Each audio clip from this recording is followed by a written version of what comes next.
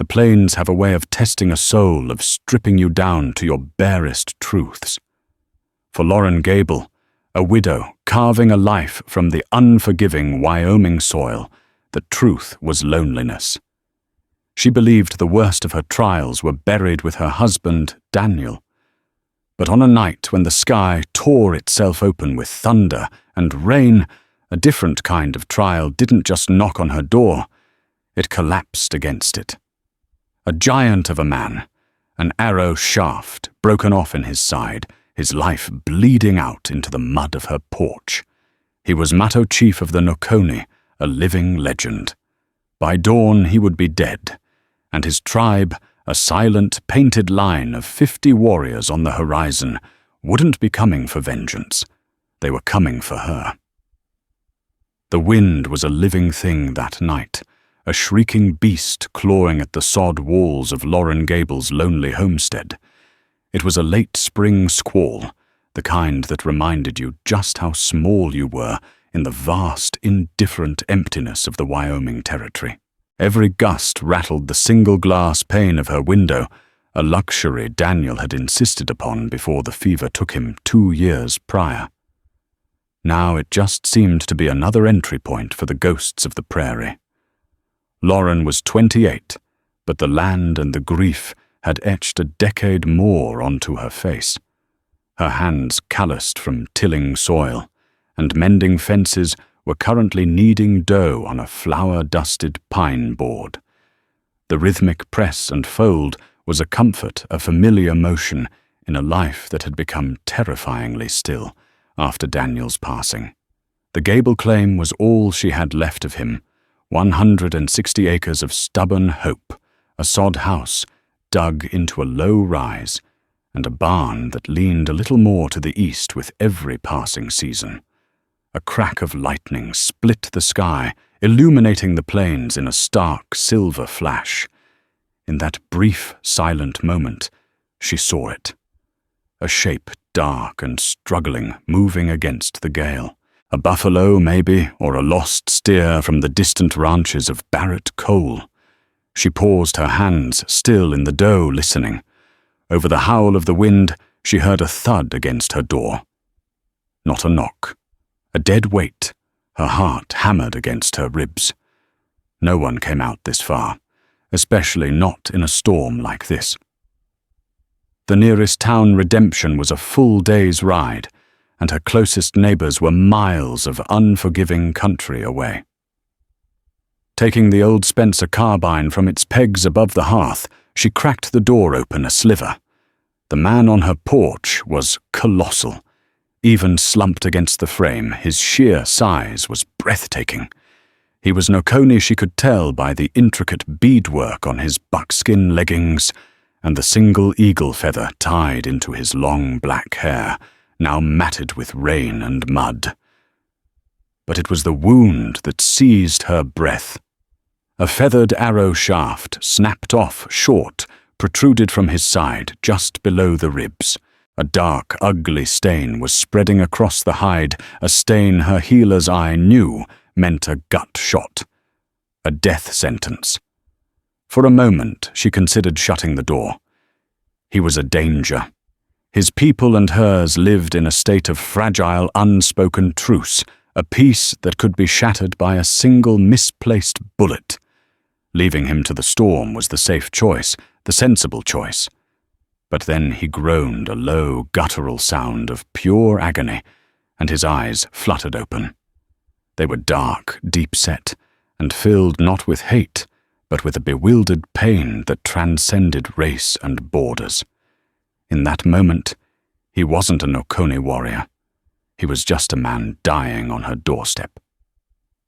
Daniel's face flashed in her mind, the fever, the helplessness, the promise she'd made to him, to never let her heart grow as hard as the land. "Damn it all," she whispered to the wind. With strength she didn't know she possessed, she dragged him inside. The floorboards groaned under his weight. He was a mountain of a man, his muscles coiled like thick rope, even in his semi-conscious state. She laid him on her own bed, The only one she had the corn husk mattress, sinking deeply beneath him. The next few hours were a frantic blur of instinct and remembered knowledge.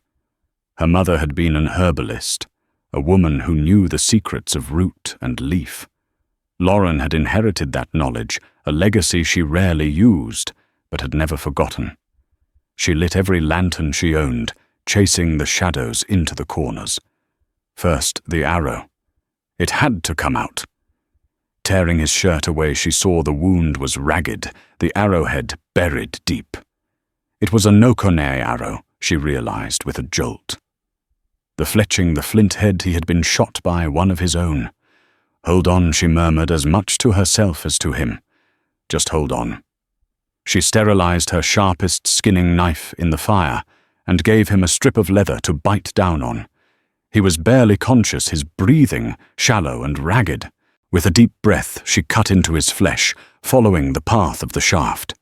He convulsed a roar of pain, muffled by the leather, but his eyes stayed on her, a flicker of awareness in their depths. They were not accusing. They were watching. Finally, she worked the barbed stone head free.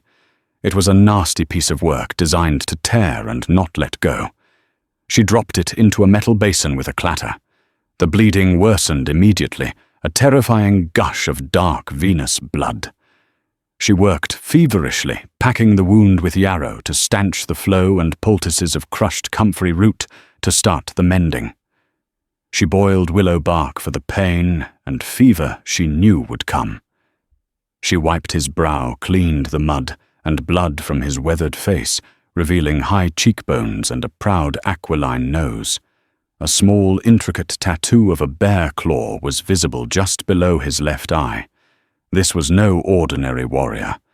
As the storm outside began to exhaust itself, so too did the man on her bed. His breathing steadied into a shallow rhythm, his skin hot to the touch but no longer slick with the cold sweat of shock. She had done all she could. The rest was up to him, and whatever god he prayed to. She slumped into a chair by the hearth, the bloody rags and the smell of herbs and iron filling her small cabin. She watched his chest rise and fall, a fragile cadence against the dying wind. In saving him, she knew she hadn't averted danger. She had invited it into her home. His life was now tied to hers, and she had a sinking feeling that his death would be as well.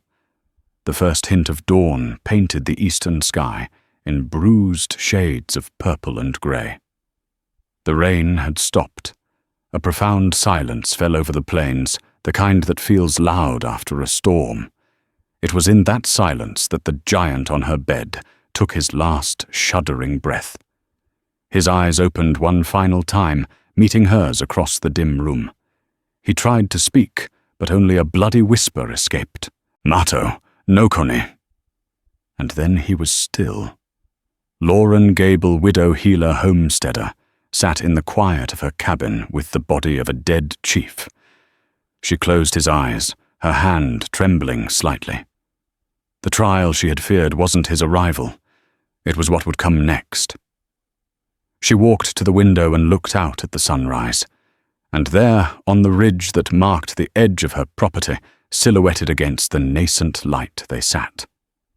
A line of riders, still as stone, watching her house. They weren't a war party. It was too orderly, too silent. It was something else, something far more terrifying. His tribe had come. The riders on the ridge didn't move for what felt like an eternity.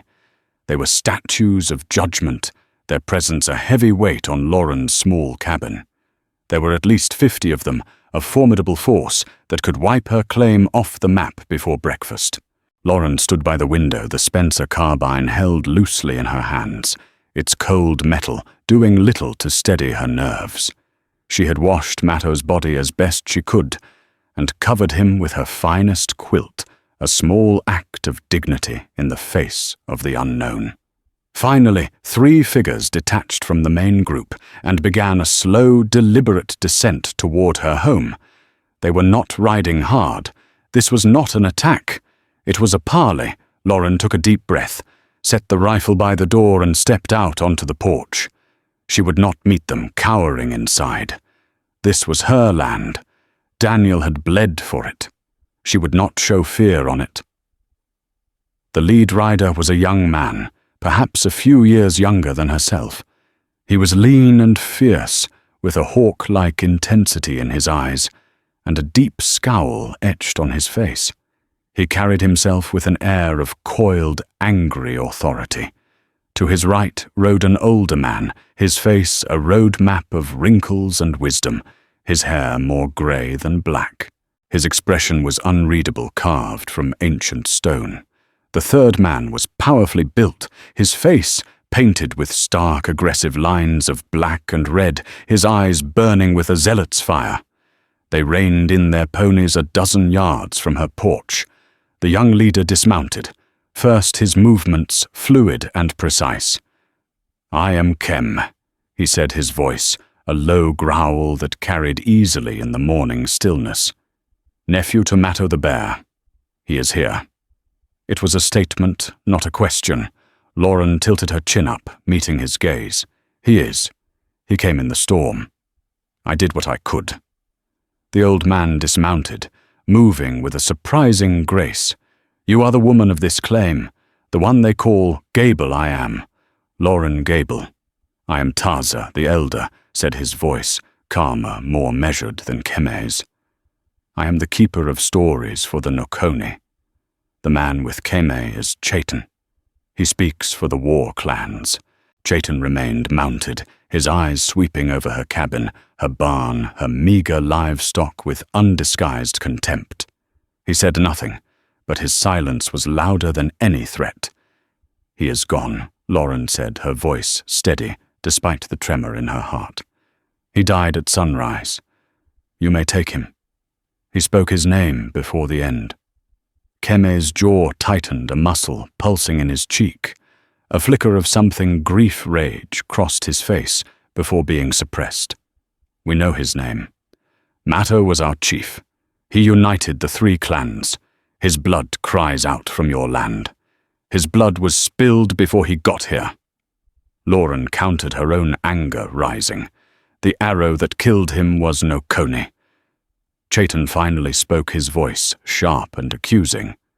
"You dare speak of our ways, a white woman who steals our land and watches our chief die on her floor." "Enough, Chaitan Taza," said his authority, quiet but absolute. Chaitan fell silent, his glare intensifying. Taza turned his gaze back to Lauren, and it was a gaze that seemed to see right through her, weighing and measuring her soul. "The woman speaks the truth," Taza said to Keme. "The wound was hours old." She gave him comfort. "This we could see from the ridge. We have watchers who saw him fall here. We saw the lights in her window through the storm. We saw her work." Lauren was stunned. They had been watching all night. "Then what do you want?" she asked, her patience fraying. "Take your chief. Give him your rights. This has nothing to do with me." Keme stepped forward, his dark eyes locking onto hers. The raw power emanating from him was palpable. "Everything has to do with you now. Matto is dead. By our law, I am now chief. But my rule is not settled. The council is divided. The bear's spirit has left a hole in our world." "I'm sorry for your loss," Lauren said, her voice softening slightly. "But that is your people's matter. It was Taza who delivered the blow. When a great spirit like Matto passes, the world is thrown out of balance. His life was taken by Nokone hands, on land that was once Nokone. He died under the roof of a white woman. The spirits demand that the balance be restored. A debt has been created." Lauren felt a cold dread creeping up her spine. "A debt I tried to save him, and in doing so, you tied your spirit to his." Taza explained, his voice, patient like a teacher explaining a complex lesson to a child. "You gave him shelter. You touched his wound. You heard his last words. You are now part of the story of his death. The story cannot end here. It is incomplete. What are you saying? Lauren stammered, the absurdity of the situation overwhelming her. Kemi looked at her, his face a mask of grim duty. There was no warmth in his eyes, only the cold fire of necessity. The law of balance is sacred. A great life was lost. To restore what was broken, and to sanctify the ground where he fell, a new life must be pledged. A union must be forged to bind the broken pieces together. He took another step closer, his shadow falling over her. The Council of Elders has spoken. To honor Mato's spirit, to unify our people, and to claim this land where he fell as sacred ground under our protection, a bridge must be built. You, Lauren Gable, will build it with me. Lauren stared at him, uncomprehending. Build what? What are you talking about? Keme's next words struck her with the force of a physical blow, knocking the air from her lungs and the strength from her legs. By morning, my uncle's funeral pyre will be lit. By noon, you will become my wife. The world seemed to tilt on its axis. Lauren stared at Keme, a hysterical laugh bubbling in her throat. Wife? It was madness. It was a threat, a bizarre negotiation tactic. It couldn't be real. No, she said the word coming out as a sharp, breathless crack. Absolutely not. That is the most insane thing I have ever heard. Chaitan the warrior, who had remained silent, let out a harsh laugh from atop his horse. She finds the honor of a Nokoni chief insane. The whites are all alike. This isn't an honor. It's a sentence.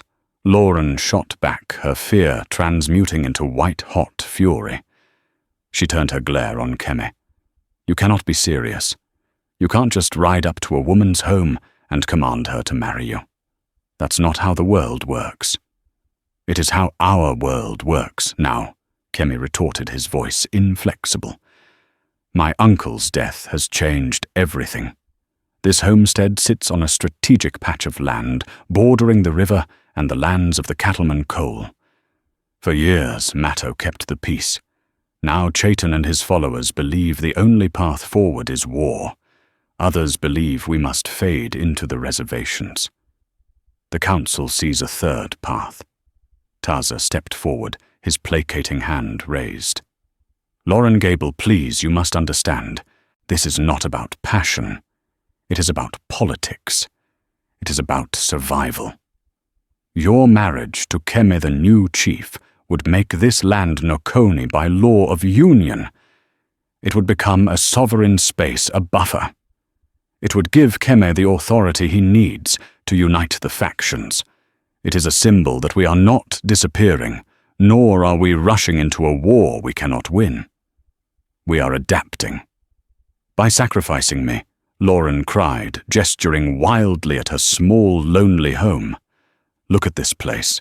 This is my life, all I have. And you want to turn it into a political symbol, and me along with it. We are not asking, Keme said, his voice dropping to a dangerous low. We are telling, you are on our land. Our chief died in your home. The debt is real. You will accept, or we will take this land by other means. And then we will have no bridge to the white world. Chaitan will have his war. Your choice is not between marriage and freedom. It is between this union and a river of blood that will start right here at your door. The finality in his tone was chilling. This was no negotiation. It was an ultimatum. Lauren looked past them at the 50 silent warriors on the ridge. They were a living wall sealing her in. She looked at her cabin, the home she and Daniel had built with their own hands. She was a prisoner in her own home, on her own land. You will give me time, she said, her voice shaking but firm. You will not stand over me while I decide the fate of my entire life. Keme exchanged a look with Taza. The elder gave a slight, almost imperceptible nod. "You have until the sun is at its highest point," Keme declared. "Then you will give your answer. We will take Mato's body now. We will camp by the creek. Do not try to run. You would not get a mile." 2 warriors dismounted and entered her cabin without a word. Lauren flinched as they brushed past her, their presence filling the small space. They emerged moments later, carrying Mato's body now wrapped in the quilt she had placed over him. They handled him with a reverence that was both touching and terrifying. As they carried their fallen chief away, Keme's eyes met Lauren's one last time. "Noon," he said, before mounting his pony and riding toward the creek with his retinue. Lauren stumbled back into her cabin, the violation of their presence still hanging in the air. Her home, her sanctuary, felt alien. The bed where Mato had died was just an empty space, the quilt gone. She sank into a chair, her head in her hands, the full weight of her predicament crashing down on her. They saw her as a pawn, a piece of property to be traded for peace and land.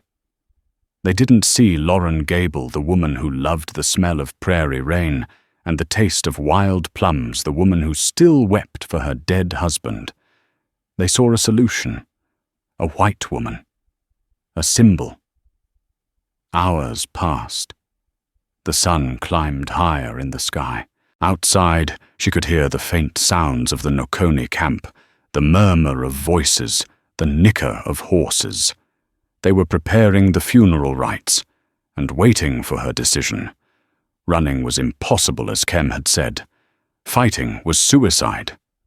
But the thought of marrying that cold, hard man, of being absorbed into a culture she didn't understand, was a different kind of death. It was the death of herself, of everything she had ever been. Late in the morning, as her time was running out, a thought sparked in her mind. A memory. Just before he died, Mato had been barely conscious. He had woken for a moment when she was cleaning the wound, his eyes wide with fever and pain. He had whispered something she had dismissed as delirium. She closed her eyes, trying to recall the exact sound. It wasn't just his name. There was another word. He'd looked past her, toward the dark corner of the cabin, as if seeing a phantom. Shadow. Falcon. A shadow falcon. What did it mean? She remembered Chaitan's name, the one Tarza had said. Chaitan. She didn't know the Nokoni tongue, but she knew the sound of words. And Chaitan sounded perilously close to the Cheyenne word for falcon. It was a long shot, a desperate guess, a shadow falcon, a traitor hiding in plain sight. Mato wasn't just killed by a Nokoni arrow. He was assassinated, and his killer was the man who now stood with Keme, pushing for war. The man named Chaitan. This changed nothing about her immediate dilemma, but it armed her with a terrible piece of knowledge. Keme was being forced into this marriage to unify his people against a war hawk. But what if the war hawk was the very reason he needed to unify them? The man who had created the crisis was now using it to gain power. A new kind of resolve hardened within her. She was no longer just a victim of circumstance. She was a keeper of the dead chief's last secret warning. And if she was going to be a pawn in their game, she would be the most dangerous pawn on the board. The sun was nearing its zenith. Her time was up. Lauren stood, straightened her dress, and tied her auburn hair back with a piece of twine. She would not go to them. They would come to her. When Keme and Tarza appeared at her door, as she knew they would, they did not find a weeping, broken woman. They found Lauren Gable standing on her porch, her face calm, and her eyes as clear and cold as a winter sky. "I have my answer," she said, her voice devoid of any tremor. Before Lauren could deliver her answer, a new player rode onto the board. A dust cloud on the horizon, resolved into 2 riders approaching, not from the Nokoni camp at the creek, but from the east, from the direction of redemption. Lauren's heart sank. She recognized the lead rider's expensive, silver-inlaid saddle and the arrogant way he sat his horse. Barrett Cole. Cole was a cattle baron who owned most of the land east of her claim. He was a man whose ambition was as vast as the plains themselves, and twice as ruthless. He had tried to buy her out twice since Daniel's death, his offers feeling more like thinly veiled threats. He saw her 160 acres, not as a home, but as an obstacle, a bothersome square on his map that denied his herds access to the Sweetwater River. He reined his horse in his foreman, a quiet, brutal man named Hank, stopping beside him. Cole tipped his hat, a wide, confident smile spreading across his face. It was a predator's smile. Mrs. Gable, he boomed his voice, oozing a false cordiality. He pointedly ignored Kemi and Taza, who stood like stone sentinels by her porch, saw the smoke from the ridge. Looked like you had some unwelcome visitors, just riding over to make sure everything is all right. His eyes, small and shrewd, flickered toward the Nakoni camp, taking in the numbers, the funeral preparations. He knew exactly what was happening. This was no chance visit. "I'm fine, Mr. Cole." Lauren said, her voice tight. "This is a private matter." Private Cole laughed, a harsh, grating sound. "Ma'am, when 50 of Keme's finest are camped on your property, the day after their chief mysteriously turns up dead, it stops being a private matter. It becomes a community concern." Kemi took a step forward. "This land is not your concern, Cole." Cole finally deigned to look at him, his smile tightening. "Kemi, I heard about your uncle. A damn shame. Things were stable with Mato in charge. Now with a hothead like you at the reins, who knows what'll happen?" He spat a stream of tobacco juice near Kem's feet. "Rumor in town is that Mato was found full of arrows not far from here. The army is getting restless. A dead chief is just the excuse Colonel Mayhew is looking for, to ride out of Fort Laramie and finish what Custer started. The threat was clear. Cole was painting a picture for her. A picture where the Nakoni were the aggressors, and she was the victim he was here to save. "I'm here to make you a final offer, Mrs. Gable," Cole said, turning his attention back to Lauren, his voice dropping to a conspiratorial whisper. "I know you're in a tight spot. Sell me the claim. I'll give you $500 in gold right now. More than it's worth. I'll even have Hank here escort you safely to redemption. You can be on a stagecoach east by morning. Leave all this unpleasantness behind." It was a lifeline, a way out, freedom. For a fleeting second she was tempted. She could take the money, disappear, start, over somewhere green and civilized, somewhere storms didn't bring dying chiefs to her door. But then she looked at Keme's rigid posture, at Taza's weary, ancient eyes. She thought of Mato's whispered words, shadow falcon. She looked at the smirking confidence on Barrett Cole's face, a man who profited from chaos, who would see the Nakoni wiped out without a second thought. If she ran, Chayton would get his war. Cole would get his land, and the Nakoni would be slaughtered or driven onto a reservation. And a murderer would go unpunished. "And what happens to them if I leave?" Lauren asked, nodding toward the Nakoni. Cole shrugged, a theatrical display of indifference. "That's an army matter, not a civilian one. They'll be dealt with. The territory will be made safe. Progress, Mrs. Gable. It's the way of things." The serpent had shown its fangs. He wasn't just an opportunist arriving to pick at the scraps. He was fanning the flames, eager for the inferno. Suddenly, Lauren saw the chessboard with a terrifying clarity. This wasn't just a conflict between settlers and natives. It was a web of greed and betrayal, and she was standing at its very center. Cole didn't just want her land. He wanted the Nakoni gone. And a war sparked by the death of their chief was the perfect tool. How convenient for him that Mato had died right here. Lauren's decision which had been a torment of doubt just moments before, solidified into cold, hard certainty. She was caught between a rattlesnake and a wolf pack. But the wolves, for all their ferocity, were acting to save their family. The snake was acting only for itself. She straightened to her full height, her gaze locking with Barrett Cole's. "Thank you for your concern, Mr. Cole, but I will not be selling. This is my home.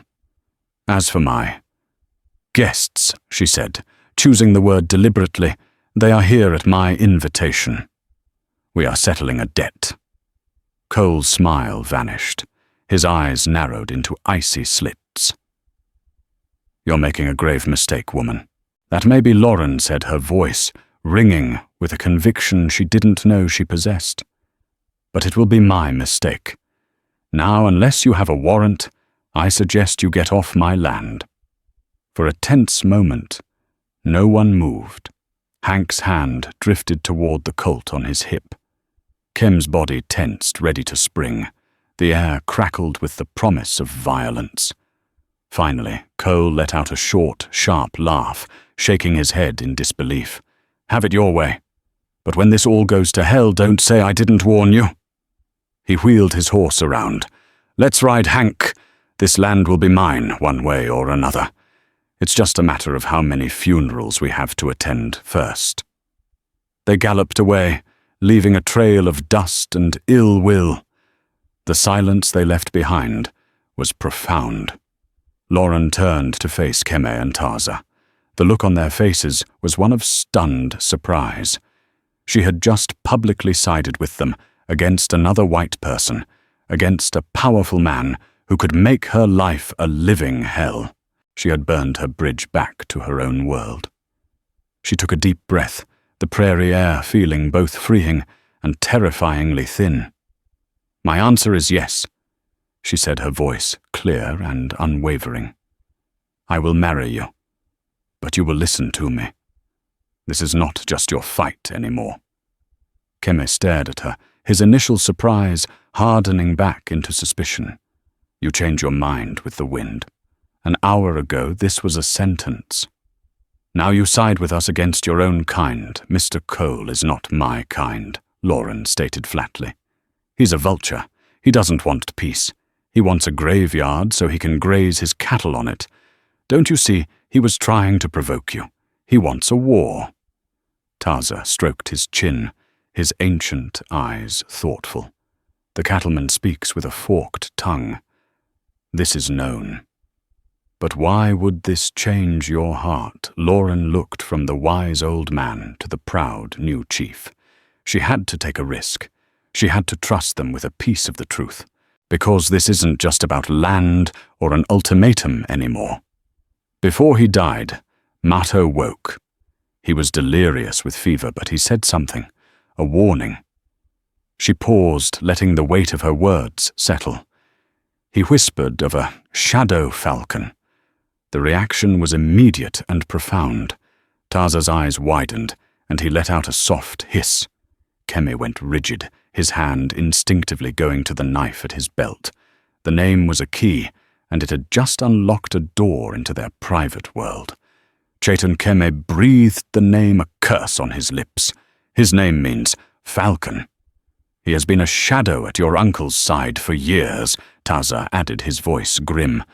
"Always whispering of battle of the old ways, mocking Mato's treaties as weakness. Your chief was murdered by one of his own," Lauren said, pressing her advantage. "Shot with a Nokoni arrow to make it look like an internal struggle. Chaitan creates a crisis, then presents himself as the only strong leader who can solve it. Cole arrives to pour fuel on the fire, hoping you'll attack his ranches or the town, bringing the army down on all of you. They both win if you go to war." Kem's mind was clearly racing, fitting the pieces together. The betrayal, the political maneuvering, the external threat, it was a trap, and his people were walking right into it. His proposed marriage to Lauren had been a political move to secure land and unify his people. Now it was something more. It was a strategic alliance against a traitor in his own camp. Your word. It could be a lie, Keme said, testing her. A trick to save your own skin. What would I gain? Lauren retorted, her patience wearing thin. I've just made an enemy of the most powerful man in the territory, and pledged my life to a man who sees me as a political tool. Believe me, Chief, if I were lying, it would be a far more comfortable lie than this. Her use of his title, the sharp logic of her argument, seemed to break through his defenses.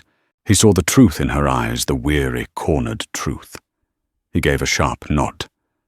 No one must know of Matto's last words, Kim commanded. Not yet. Chaitan has the loyalty of the war clans. If I accuse him without proof, I will split the nation in two, and he will have the war he desires before sunset. So what now? Lauren asked.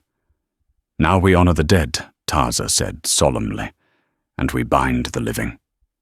The funeral pyre for Matto was constructed on a bluff overlooking the creek. It was a simple, solemn affair. The Nakoni warriors chanted their voices a mournful chorus that echoed across the plains.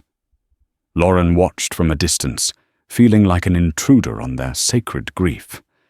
They painted Matto's face with the symbols of his clan and his achievements, wrapping him in his finest buffalo robe. As Keme lit the pyre, the flames leapt toward the sky, and a collective wail rose from the assembled tribe. In that moment, Kem was not a hard-eyed politician or a suspicious warrior. He was a young man mourning the uncle who had raised him, his face illuminated by the fire, his expression one of profound loss. When the ceremony was over, they came for her. There was no white dress, no preacher, no joyous celebration. The wedding as it was took place in the center of the Nakoni encampment. Lauren stood before Keme, with Taza officiating. Chaitan stood nearby, his arms crossed, a smug, triumphant look on his face. He believed this union with a white woman was a sign of Keme's weakness, a dilution of their blood, and he was certain it would drive more warriors to his side. He had no idea he was watching the forging of the very alliance that would oppose him. Taza spoke in the Nakoni language, his voice rhythmic and hypnotic. He spoke of balance of two rivers joining to become one, of a debt paid and a new path chosen. Keme held out his hand. In it was a simple, unadorned band of braided leather. Lauren hesitated for a fraction of a second, then placed her hand in his. His skin was rough and warm. As he slid the leather band onto her finger, he met her eyes. There was no affection there, but there was something new, a flicker of respect, a shared understanding of the perilous game they were now forced to play. It is done, Taza declared. The woman of the Gable claim is now one with the Nakoni. Her home is our home. Her enemies are our enemies. A murmur went through the crowd. Some of the warriors nodded in approval. Others, followers of Chaitan, spat on the ground. The nation was still divided. This vow had not healed the rift. It had only drawn the battle lines more clearly. That night, a tense and awkward quiet fell over the Gable claim. The Nakoni remained camped by the creek, but Keme, as her husband, by their law, moved into the cabin. He did not approach her bed, the one where his uncle had died. Instead, he laid his own bedroll by the hearth, as far from her as he could get in the small space. They sat in silence for a long time, the only sound the crackle of the fire. This will not be a true marriage, Keme said finally, his back to her. You will not be my wife in the way of your people or even in the way of mine. You are a partner in this. Nothing more. I expect nothing more, Lauren replied, quietly relieved. You are the chief. You must lead your people. I am the keeper of your uncle's last words. I will help you find the proof you need. He turned then, his face half in shadow, his expression unreadable. You are a strange woman, Lauren Gable. You fight like a cornered badger, but you have honor. I just want to survive, she said, and I'd prefer to do it on my own land, not as a footnote in a treaty written after a massacre. He gave a slight, almost imperceptible nod. Then we have the same goal. Chaitin will make his move soon. He will see this marriage as a weakness he can exploit. He will challenge my authority. And what about Cole, Lauren asked. He will not take my refusal lightly. He will be back. Let them come, Keme said. And for the first time, a grim smile touched his lips. You and I, we will be ready. You said this is not just my fight anymore. You are right. This is our fight. And it begins now. In the flickering firelight, they looked at each other, a widowed homesteader and a grieving chief bound by a vow neither of them wanted. They were not husband and wife. They were conspirators. An unholy and perhaps unbreakable alliance had been forged. The days that followed were a masterclass in tension.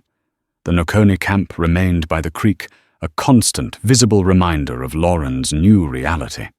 Keme ruled from her front porch, holding council with warriors and clan elders who came and went, their expressions ranging from grudging acceptance to open hostility.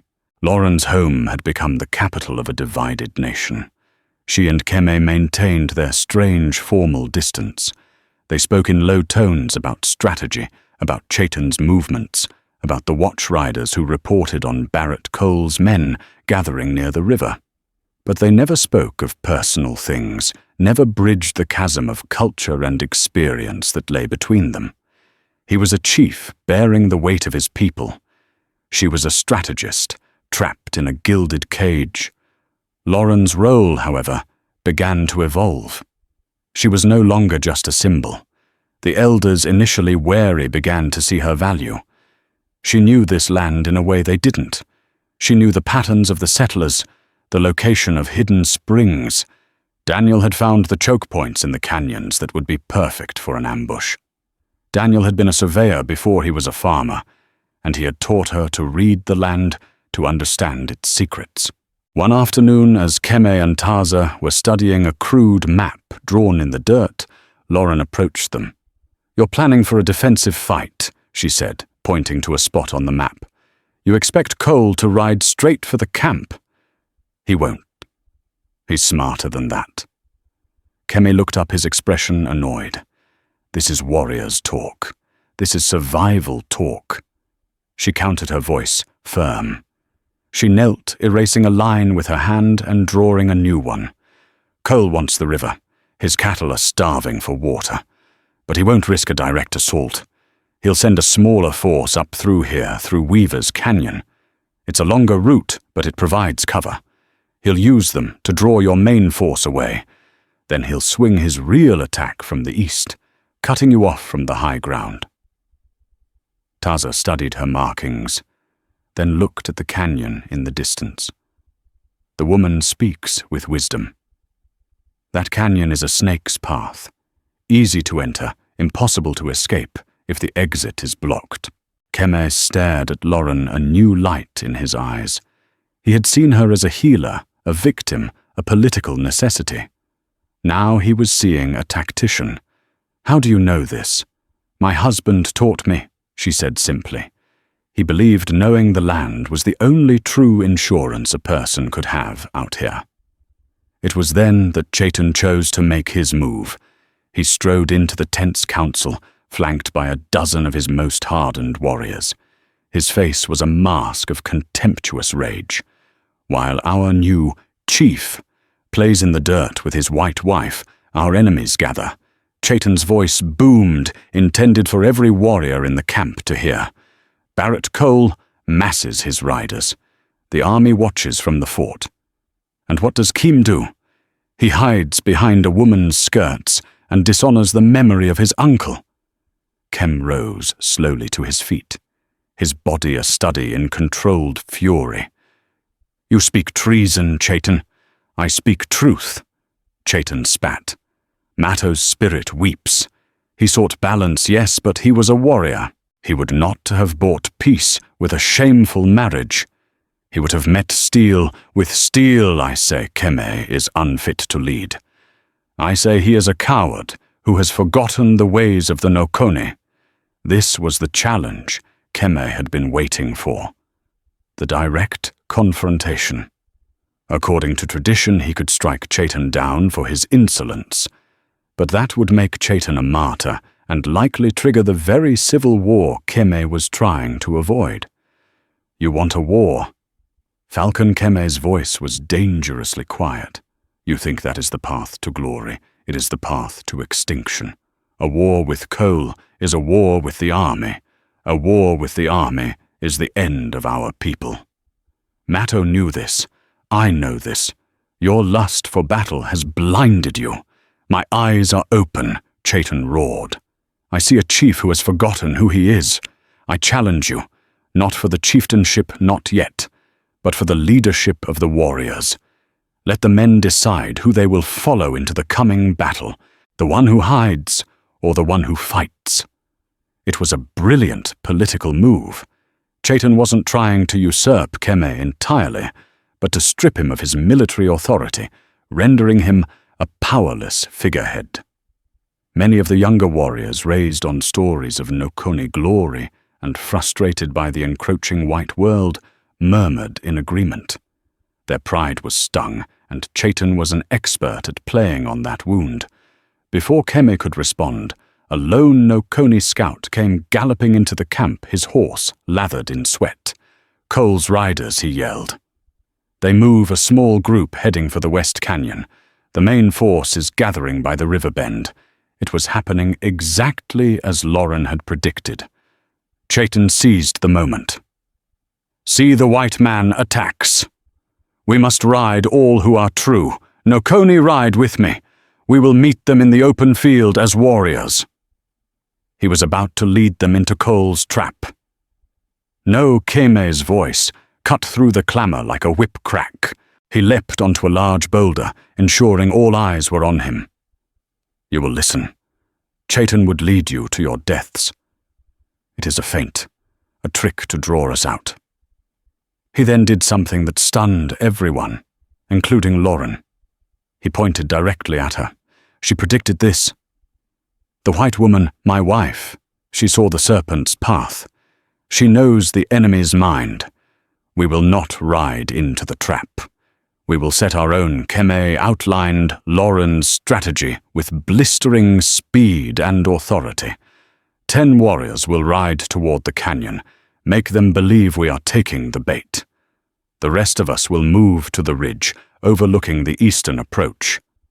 We will let Cole's main force pass beneath us, and then we will seal the trap behind them. We will fight on our terms on the ground of our choosing." It was a radical moment. A Nokone chief in a moment of crisis was publicly staking his leadership on the tactical advice of a white woman. Chaitan laughed a harsh, ugly sound.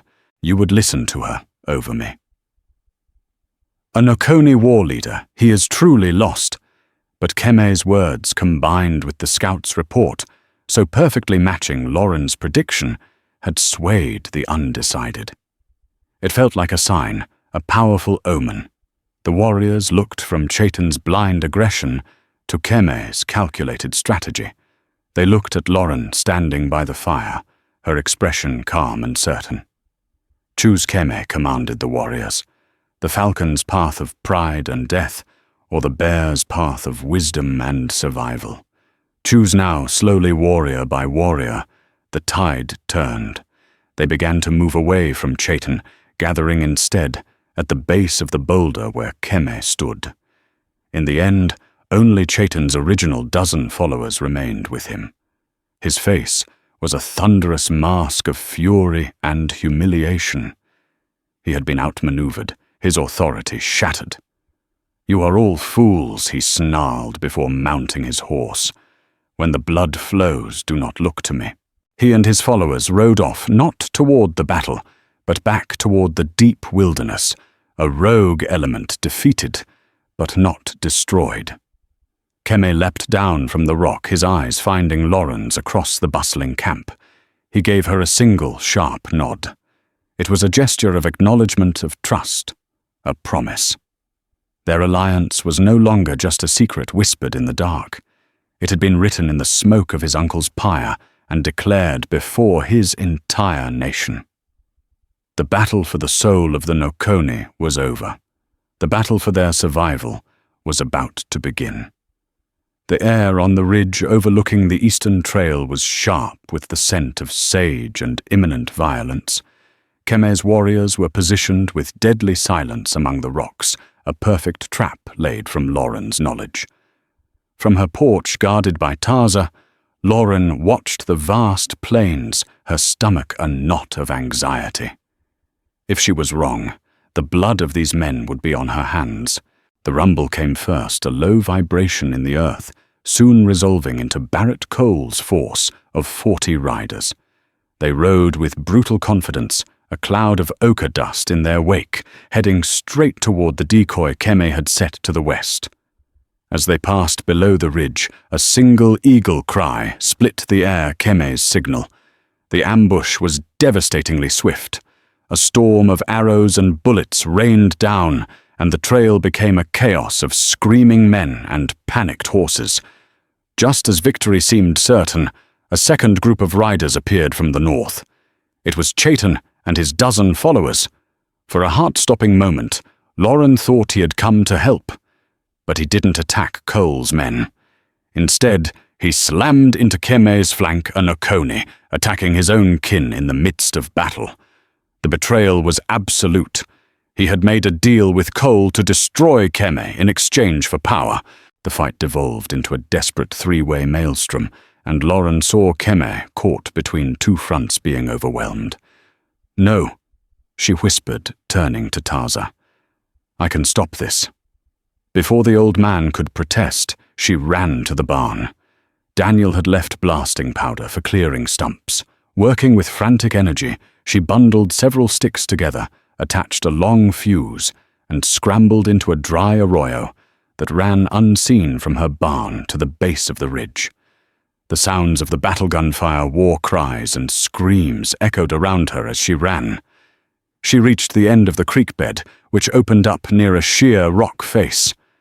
Above her and to the right, the fight was thickest around Kem. To the left, Cole's foreman, Hank, was rallying his men, sensing victory. Lauren lit the fuse.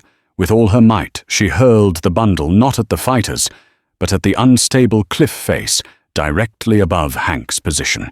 A deafening roar shook the ground as tons of rock and earth cascaded downwards in a massive landslide.